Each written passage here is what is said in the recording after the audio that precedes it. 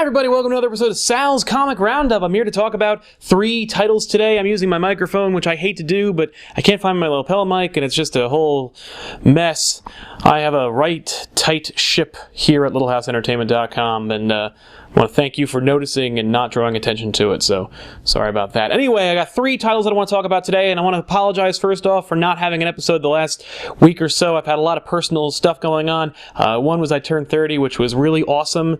Not that I turned 30, but that the party itself, the people, the gifts, the everything was just so fantastic. I didn't expect turning 30 would be so awesome, and yet here we are. The other thing was I had a new book that came out on Comixology Submits app, which you can check out right now if you go to the description down below. I've got a link right there. It's pretty well received, I guess. It's a zombie book. It's got 18 awesome heart-pounding pages done by amazing artists, some of whom are currently working in the industry, some of whom are doing some amazing stuff webcomics-wise. First title I want to talk about today is Avenging Spider-Man, soon-to-be Superior Spider-Man team-up by Chris Yost, and I'm going to ruin this name, and I'm sorry for that, Marco Checchetto. If Dan Slott gets the Amazing Spider-Man, and by virtue of that, the Superior Spider-Man, Chris Yost gets everybody else. This dude knows his Marvel. If you're not familiar, you should check out Avengers Earth's Mightiest Heroes. It's a now canceled, arguably one of the best animated ventures that Marvel's ever done. If you ever have a friend or a loved one who you want to get into Marvel, but you're not sure the right gateway to do it, show them the first 2 seasons of Avengers Earth's Mightiest Heroes. It does such a great job of meshing continuity, blending the best, and cutting out the crap that you're kind of embarrassed by, and kind of highlighting the cool, and making everything just work so well. It's like an idealized version of Marvel that you're gonna really not regret showing them.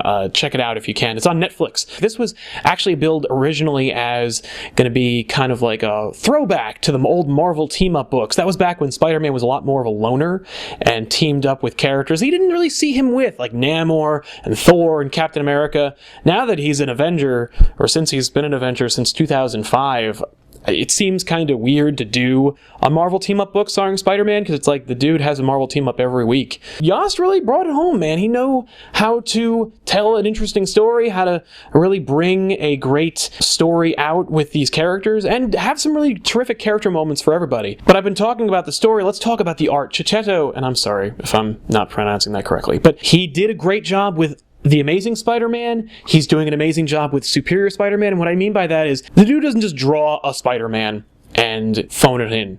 He really got the characterization and does a wonderful job of showing us these 2 very different characters with similar costumes, even with the mannerisms, the motions, the poses, the costume. The guy really does such an amazing job of showing us the amazing and the superior. Now, I want to talk a little bit about the ugly. This is not Marvel team-up. As I said before, having Spider-Man be on the Avengers for almost 10 years kind of makes you wonder what the point is and how long you could probably keep this title rolling. And I felt like I really enjoyed some of the issues, but a lot of them were skippable. And that's actually kind of a compliment, because I miss single issue done-in-ones. I miss the kind of comics where you could read one issue and you got a beginning, middle, and end story, and it was a lot of fun to read. That being said, you can also use that opportunity to kind of skip over certain things you're not really interested in, although I encourage you to try that out. How long can you make a book last with characters that look at these Superior Spider-Man and go, you don't seem like the character that I remember before? It just gets old. And lately, the MacGuffins have been kind of meh. And I really like how Yost has been putting in a little PS, building towards a really big, neat thing in the last pages of a few of the last issues. I really like and am intrigued by what's going on there. I just don't know how long the book can last, and it's a lot of hit or miss for me. So I'm going to give it 3 out of 5, but I think it's a strong 3 out of 5. I would definitely recommend picking up, especially the first couple of issues, but definitely check out, if nothing else, for Marco Cecchetto's art. Once again, apologies if I don't know how to pronounce your name. And Chris Yost knows how to bring home the Marvel bacon, so definitely check that out for that alone. And of course, watch Avengers Earth's Mightiest Heroes, which sadly is gone, but What a great run. The next title I want to talk about is from Dark Horse Comics. It is Avatar: The Last Airbender: The Promise. Now, I know that there's another one coming out that is out already, actually, but I want to talk about this one specifically. It's a 3-book series, mini-series, that is, specializing in the Avatar: The Last Airbender continuity. That is to say, the characters from the original series, Avatar: The Last Airbender. I refuse to call it The Last Airbender because people are confused about the 2 movies coming out. I really highly doubt that people are confused. Since the movie's a bomb, since the movie's a train wreck, since nobody cares about the movie, and the cartoon is so revered, I'm just going to call it Avatar: The Last Airbender. Screw that blue cat thing. Anyway, this story is a lot of fun. I want to talk about the people who made it happen. Jean Luen Yang does the script. I'm so sorry for the pronunciation. I am not good at this. I'm an American. I don't know how to pronounce anything that isn't Robert Smith. And, of course, art done by Guri Huri. I, once again, apologize for that. But the art and script are so tight and so reminiscent of the stories that we enjoyed as part of the Avatar: The Last Airbender series. It's basically a new season of the show. I loved Avatar: The Last Airbender, and I really dug the hell out of the Korra series, but I really love this crew, the Katara, Aang, Sokka, Toph, Suki, Zuko teaming characters. I think it's just because we grew up with them going on a 3-season adventure. They're all so engaging and original and interesting. It shouldn't really be surprising, but any opportunity to see this crew again is a welcome one.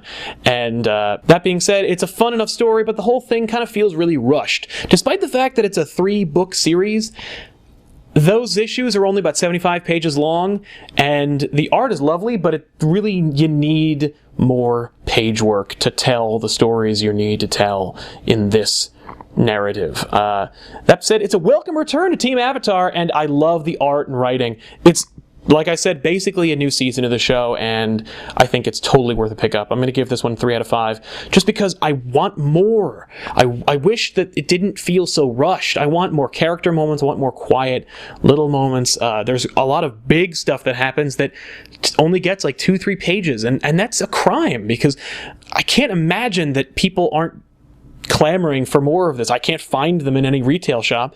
I barely got these because I was pre-ordered by Funny Books Comics and stuff in Lake Hiawatha, New Jersey. Link in the description down below. But anyway, I love Avatar: The Last Airbender. I love this series, The Promise. I can't wait to see the new series where they're finally going to answer the question of what happened to Zuko's mom. Betraying my nerddom a little bit, but I'm doing a show about comic books, so what do you expect? And STFU. But anyway, Avatar: The Last Airbender, worth checking out, 3 out of 5. I might even go so far as to say 4 out of 5, just because the art and writing is so sharp and so solid. Let's say 4 out of 5.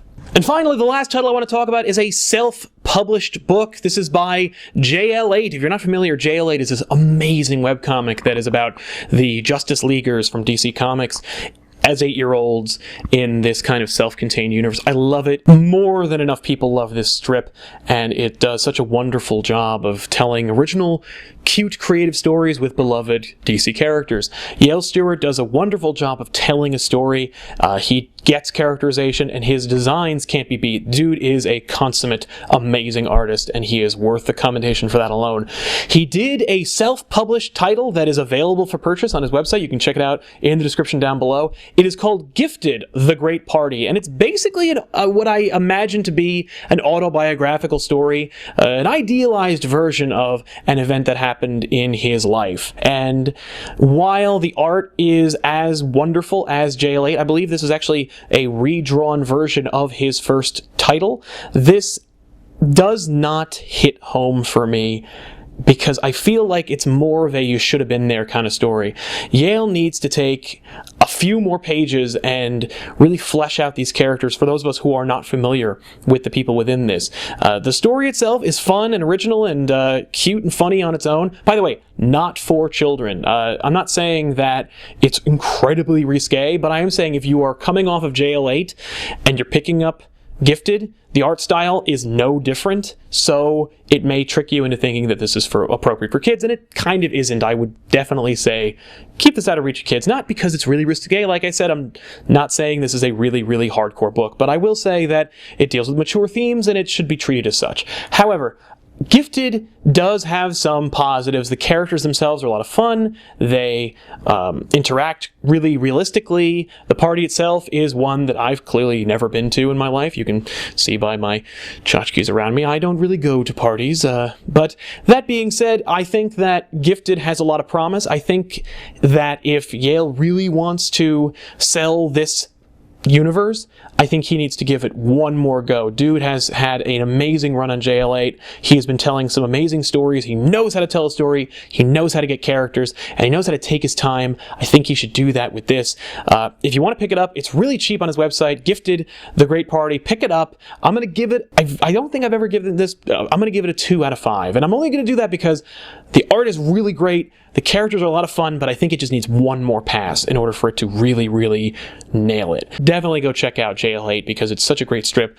And pick up The Great Party if you want to see something that Yale Stewart has done that you are completely unfamiliar with. It's such a departure from JL8. I think it's worth a pickup alone for that. So those are my titles. I want to thank you all for watching. Of course, go to the website littlehouseentertainment.com for all your Little House Entertainment needs. There's a poll going on right now on the website. It's about Valve, the software company. 3 titles that you would like to see as movies, whether it's Portal, Half-Life, or Left 4 Dead. I believe Half-Life's in the lead, but go and vote because it's a lot of fun and I like to see the interaction. Of course, there's also articles and more episodes on our YouTube channel, TV Little House, from YouTube. So all that in the description. Click the annotation in the beginning of the video for more and for subscribing to the channel. I want to thank you all for watching. Don't forget to like and subscribe if you haven't already, and I will see you guys next time on littlehousentertainment.com or here on Sal's Comic Roundup. So thanks for watching and we'll see you later. More than me,